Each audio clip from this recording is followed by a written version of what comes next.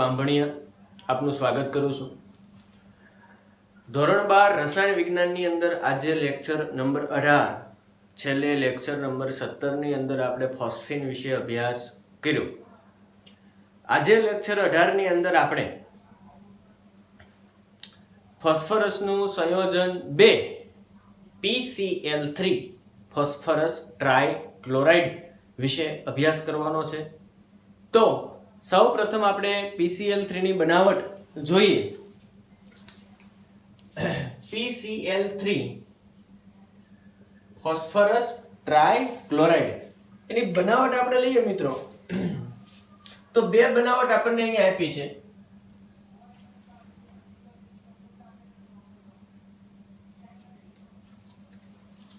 બનાવટ નંબર 1 સફેદ ફોસ્ફરસની મર્યાદિત પ્રમાણમાં ક્લોરીન સાથે પ્રક્રિયા કરવાની છે। કેવા પ્રમાણમાં? મર્યાદિત। જો તમે વધુ પ્રમાણ લ્યો તો ફોસ્ફરસ પેન્ટાક્લોરાઇડ મળશે, પણ અહીં આપણે મર્યાદિત પ્રમાણમાં ક્લોરીન સાથે પ્રક્રિયા કરીએ એટલે આપણને અહીંયા મળશે PCl3 ફોસ્ફરસ ટ્રાઇક્લોરાઇડ। પ્રક્રિયાને સંતુલિત કરીએ મિત્રો, ફોસ્ફરસ 4 છે એટલે આપણે અહીં 4 મોલ કરવા પડશે, ક્લોરીન 4 તેરી 12 એટલે કે 6 કરવા પડશે। તો આ પહેલી બનાવટ થઈ। બનાવટ નંબર 2 કે સફેદ ફોસ્ફરસની થાયોનિલ ક્લોરાઇડ SO2Cl2 સાથે પ્રક્રિયા કરો એટલે તમને મળશે PCl3 ફોસ્ફરસ ટ્રાઇક્લોરાઇડ। ત્યારબાદ મળશે સલ્ફર ડાયોક્સાઇડ અને ત્યારબાદ મળશે સલ્ફર ક્લોરાઇડ S2Cl2। મિત્રો ફોસ્ફરસ 4 છે એટલે આપણે 4 મોલ કરવા પડશે, ક્લોરીન 4 તેરી 12 12 ને 2 14 એટલે કે અહીંયા 14 છે તો આપણે અહીં 7 કરવા પડશે એટલે 7 દુ 14। SO2 7 છે, સલ્ફર 7 છે તો અહીં તમે 4 કરો તો 4 સલ્ફર અહીંયા અને અહીંયા 2 કરો, એક તો 4 ને 2 6 થયા એટલે તમે 2 કરો તો 2 2 4 ને 4 એટલે 8 છે એટલે આપણે 8 મોલ કરવા પડશે। ઓક્સિજન તમે ગણી શકો 8 દુ 16 સોરી 8 દુ 16 ઓક્સિજન તો અહીંયા 4 દુ 8 ઓક્સિજન, ફોસ્ફરસ 4 તો અહીંયા ફોસ્ફરસ કેટલા છે? 4। સલ્ફર તો કે 8, 4 સલ્ફર અહીંયા અને 4 સલ્ફર અહીંયા, ક્લોરીન 8 દુ 16 4 તેરી 12 12 ને 4 16।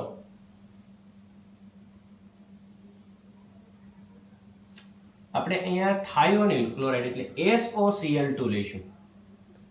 ઓક્સિજન 8 4 દુ 8 એટલે આ બંને પ્રક્રિયાની અંદર આપણને શું મળ્યું? અહીંયા PCl3 ફોસ્ફરસ ટ્રાઇક્લોરાઇડ। તો આ વાત થઈ એની બનાવટની મિત્રો। ત્યારબાદ હવે આપણે લઈએ એના રાસાયણિક ગુણધર્મો।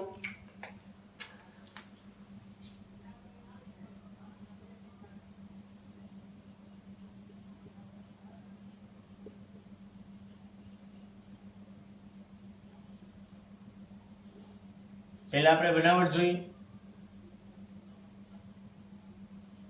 રાસાયણિક ગુણધર્મમાં પહેલો ગુણધર્મ જોઈએ તો પહેલા ગુણધર્મની અંદર આપણને કીધું કે PCl3 છે ઈ જળ વિભાજન પામે એટલે કે H2O જળ વિભાજન પામે એટલે ફોસ્ફરસ એસિડ આપે H3PO3 અને હાઇડ્રોક્લોરિક એસિડ આપે HCl। 3 ક્લોરીન છે તો અહીંયા 3 મોલ કરવા પડશે, ઓક્સિજન 3 છે તો અહીં 3 કરવા પડશે, હાઇડ્રોજન 3 દુ 6 3 અહીંયા અને 3 અહીંયા એટલે 6 હાઇડ્રોજન થઈ ગયા। બીજા ગુણધર્મની અંદર થોડો ખૂબ અગત્યનો ગુણધર્મ છે એટલે યાદ રાખજો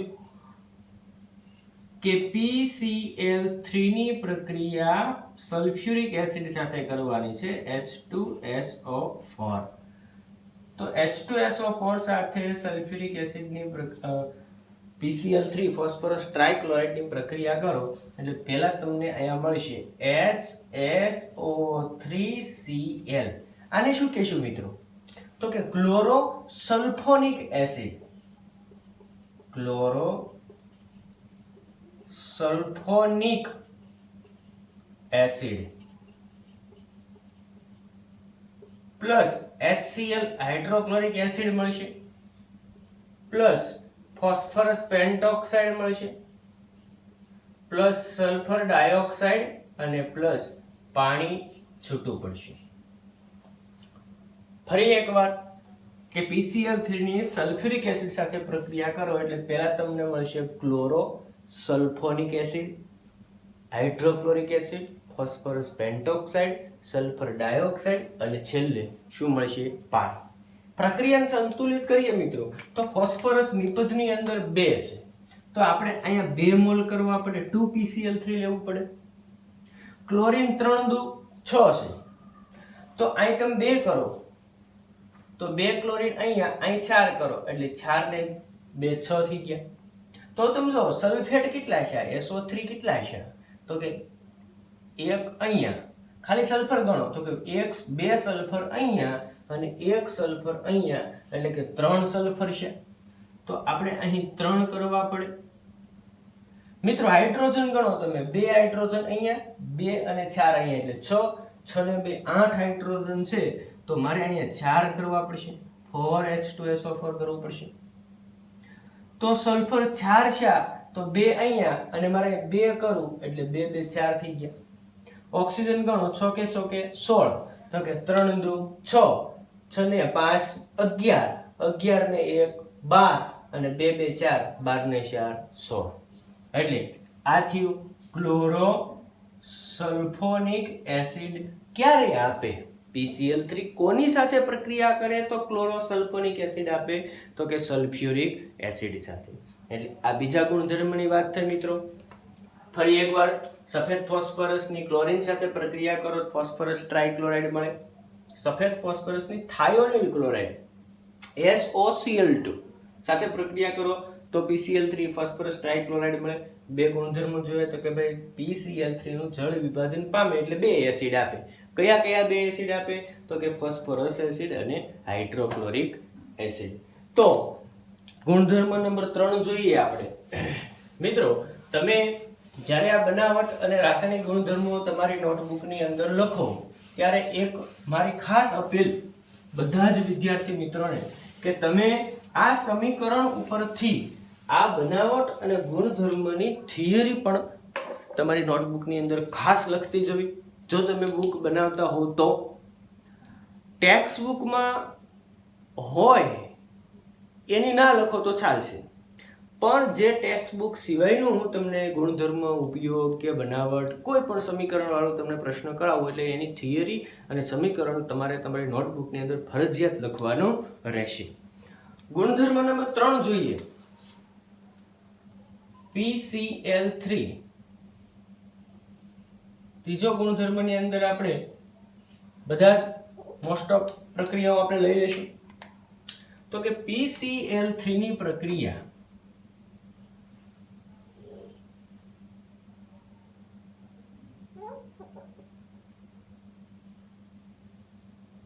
પહેલા આપણે ક્લોરીન સાથે કરીશું,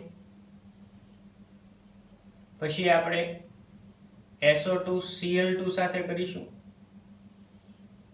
પછી આપણે ઓક્સિજન સાથે કરીશું. અહીંયા ઓઝોન પણ તમે લઈ શકો. પછી આપણે SO3 સાથે કરીશું. પછી આપણે બોરોન ટ્રાયબ્રોમાઇડ સાથે કરીશું.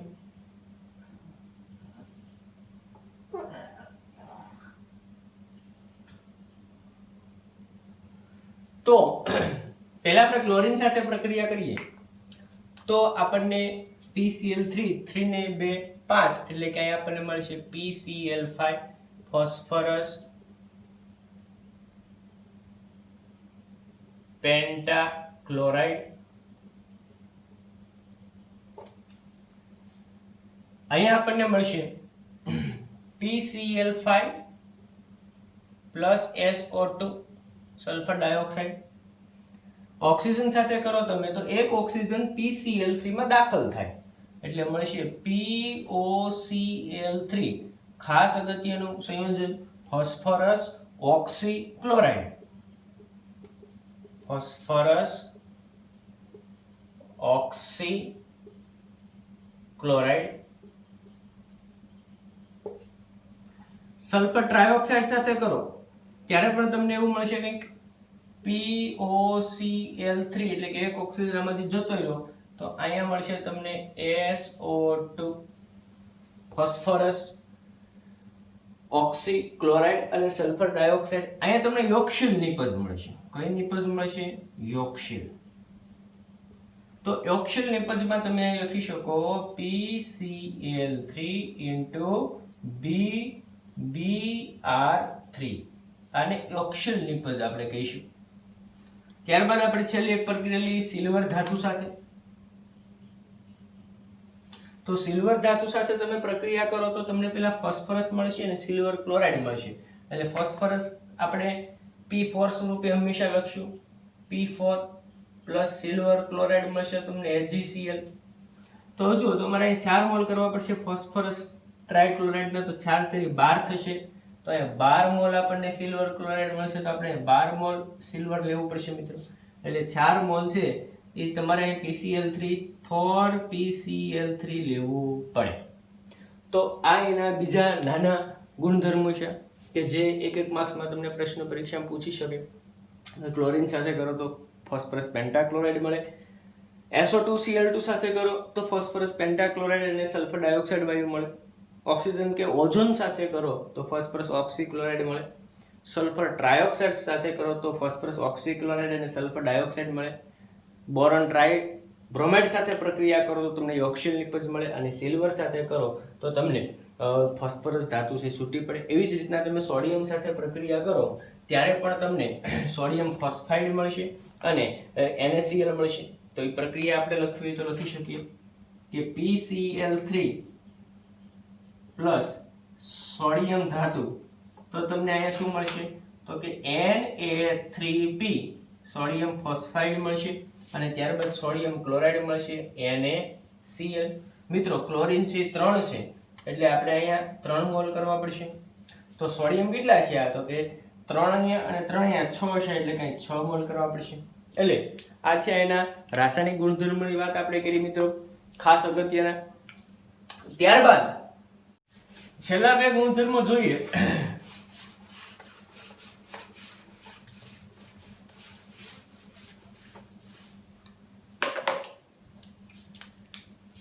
કે PCl3 ની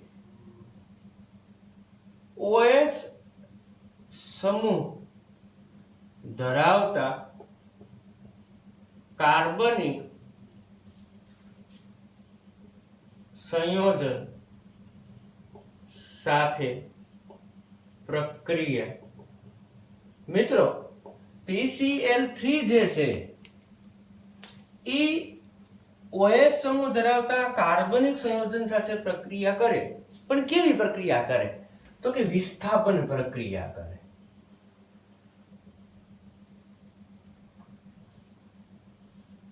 કેવી પ્રક્રિયા આપશે તો કે વિસ્થાપન કઈ રીતના તો કે આપણે ઉદાહરણ દ્વારા જોઈએ તો ઉદાહરણ તરીકે આપણે ઇથેનોલ લઈએ CH3 CH2OH તો આમાં OH સમૂહ છે એની આપણે PCl3 સાથે પ્રક્રિયા કરીએ તો આપણને શું નિપજ મળે તો કે પહેલા OH સમૂહનું એ વિસ્થાપન કરશે કોના દ્વારા તો કે ક્લોરીન દ્વારા આ OH સમૂહનું ક્લોરીન દ્વારા શું કરશે વિસ્થાપન તો અહીં શું નિપજ મળે આપણને તો કે CH3 CH2 એમનું એમ રહેશે OH ની જગ્યાએ શું જોડાઈ જશે ક્લોરીન તો ક્લોરીન 3 છે ને 3 મોલ કરવા પડશે આપણે એટલે આપણને શું મળ્યું આપણે લીધું હતું શું ઇથેનોલ મળ્યું શું ઇથાઇલ ક્લોરાઇડ અથવા ક્લોરોઇથેન પણ તમે એને કહી શકો તો અહીંયા 3 મોલ આપણે ઇથેનોલ લેવા પડશે તો હવે વિસ્થાપન કેટલા OH નું શું કે 3 OH નું એટલે કે 3 હાઇડ્રોજન 3 ઓક્સિજન 1 ફોસ્ફરસ આપણી પાસે વધ્યું એટલે અહીં શું મળશે આપણને તો કે 3 હાઇડ્રોજન 1 ફોસ્ફરસ અને 3 ઓક્સિજન એટલે ફોસ્ફોરસ એસિડ મળ્યો આપણને. આવી જ રીતના તમે બીજા ઉદાહરણથી પણ તમે સમજી શકો. CH3COOH અહીં આપણે ઇથેનોઇક એસિડ લીધું.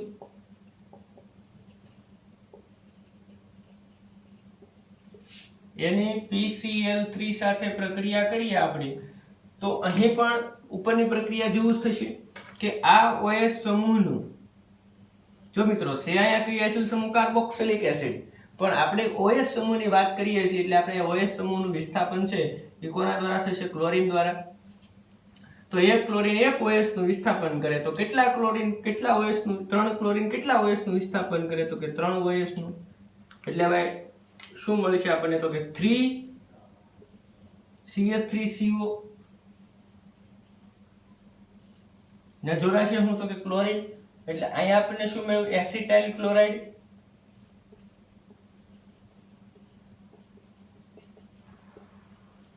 પ્લસ 3 હાઇડ્રોજન 3 ઓક્સિજન 1 ફોસ્ફરસ એટલે અહીંયા પણ આપણને મળશે H3PO3 એટલે ફોસ્ફરસ એસિડ.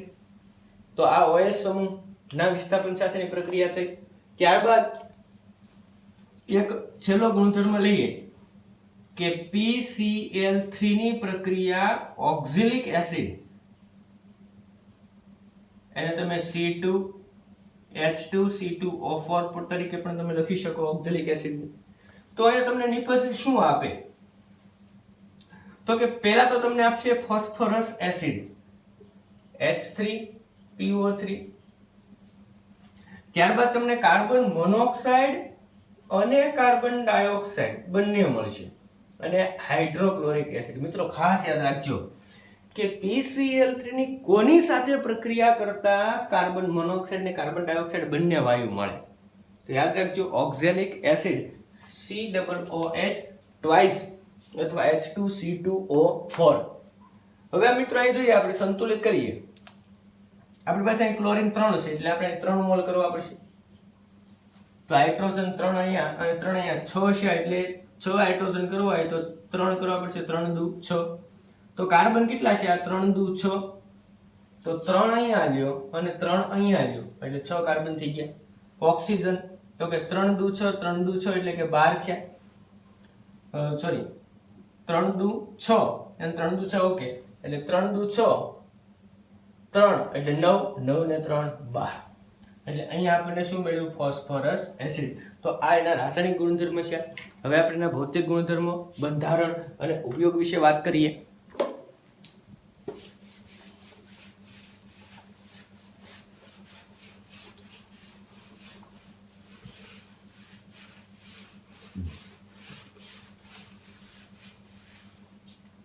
તો પહેલા આપણે ગુણધર્મો લઈશું.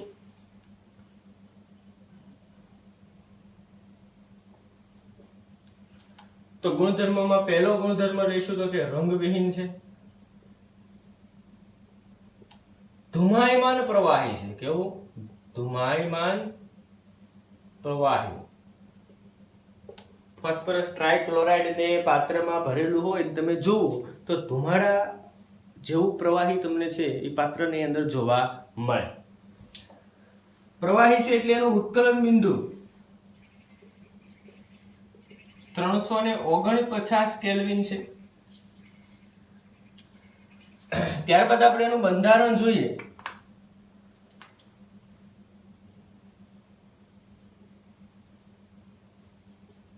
તો કે PCl3 એટલે ફોસ્ફરસ.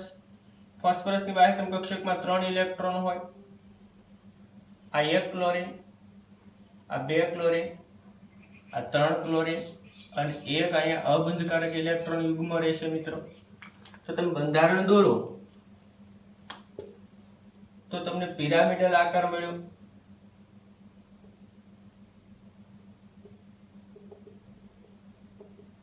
કેવો આકાર મળ્યો તમને? પિરામિડલ અથવા તમે સમચતુષ્ફલકીય પણ કહી શકો. મિત્રો સંકરણ કયું થશે? તો કે 3 બંધકારક જોડ અને 1 અબંધકારક જોડ એટલે ટોટલ જોડ 4 એટલે એક જોડ S માં આવશે અને બાકીની 3 જોડ એમાં આવશે P માં, એટલે સંકરણ કયું થશે sp3. પ્રકારમાં તમે કયો લખી શકો તો કે AB3 ઈ પ્રકાર લખી શકો, કારણ કે A એટલે મધ્યસ્થ પરમાણુ, B એટલે છેડાના પરમાણુ કેટલા છે 3 અને E એટલે કે એક અબંધકારક ઇલેક્ટ્રોન યુગ્મ, એટલે પ્રકારમાં કયો લખી શકો તમે AB3E. અને છેલ્લે એના ઉપયોગ વિશે વાત કરીએ તો મિત્રો ટેક્સ્ટ બુકમાં ઉપયોગ આપેલો નથી, આ એક જ ઉપયોગ છે એનો. PCl3 નો ઉપયોગ શેમાં થાય તો કે ક્લોરિનેટિંગ તરીકે વર્તે. ક્લોરિનેટિંગ એટલે કે ક્લોરીન ઉમેરે, કોઈ પણ પ્રક્રિયકમાં ક્લોરીન શું કરે ઉમેરે, એટલે ક્લોરિનેટિંગ તરીકે વર્તી અને નવા કાર્બનિક સંયોજનની બનાવટ કરવી હોય ત્યારે PCl3 નો ઉપયોગ થાય છે. તો આપણે લખી શકીએ કે ક્લોરિનેટિંગ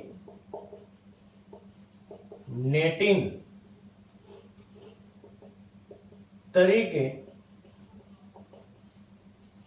વર્તી કાર્બનિક સંયોજનની બનાવટમાં ઉપયોગી છે. હમણાં આપણે જોયું હતું કેવા કાર્બનિક સંયોજન, તો કે ઇથાઇલ ક્લોરાઇડ. હમણાં આપણે OH વાળી પ્રક્રિયા જોઈ ત્યારે આપણે આવ્યા હતા બે સંયોજન, ઇથાઇલ ક્લોરાઇડ, એસિટાઇલ ક્લોરાઇડ. એવા ક્લોરિનેટિંગ ક્લોરીન ઉમેરી અને નવા કાર્બનિક સંયોજનની બનાવટની અંદર PCl3 નો ઉપયોગ થાય છે. તો આ 18મા લેક્ચરની અંદર આપણે PCl3 રાખીશું. 19મો લેક્ચર એટલે કે આવતીકાલનો જે લેક્ચર છે એમાં આપણે PCl5 જોઈશું. પછી છેલ્લે ફોસ્ફરસના ઓક્સો એસિડ જોઈશું 20મા લેક્ચરમાં, અને 21મો લેક્ચર આપણે ઓનલી ફોર નીટ અને જીના પ્રશ્નો માટે આપણે ખાસ રાખશું. તો આજનો લેક્ચર છે આપણે અહીં સુધી રાખીએ મિત્રો. આખો જ લેક્ચર દરમિયાન આપણે PCl3 જે ભણ્યા એ તમે ખૂબ સારી રીતે વાંચી તમારી નોટબુકની અંદર લખી અને સરસ મજાનું એવું પાકું તમે કરશો એવી હું આશા રાખું છું મિત્રો. ઘરે રહો, સ્વસ્થ રહો. નમસ્તે.